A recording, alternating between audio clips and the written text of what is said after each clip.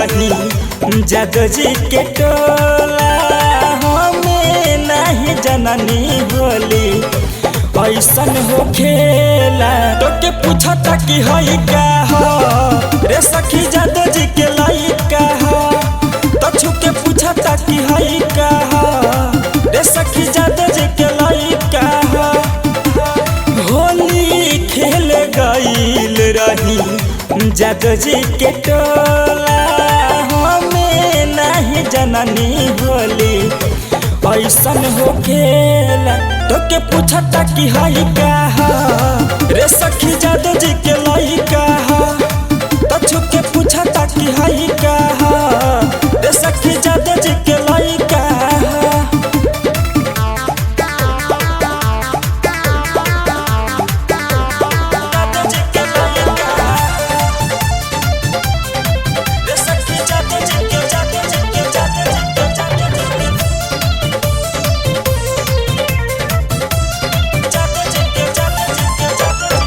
मनल बतिया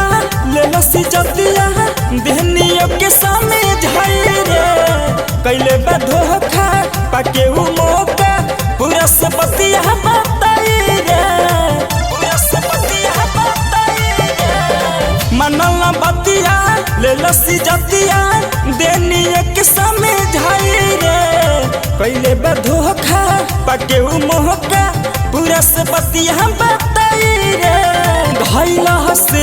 कबारी भारी हमारा पर गाइल डाली के रंगवा संघवा उ तो चल गाइल छुके पूछता कि हई का हो रे सखी जादो जी के लइका हो तो के पूछता कि हई का हो रे सखी जादो जी के लइका हो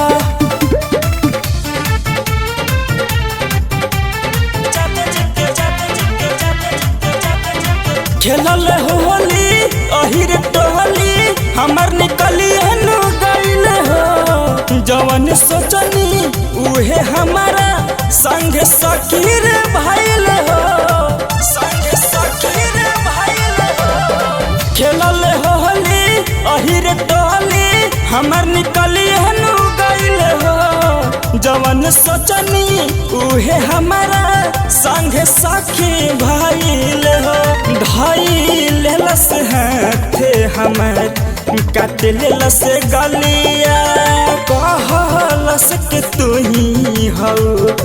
जादो जी के मालिया छुके पूछता कि हई का हो रे सखी जादो जी के लइका हो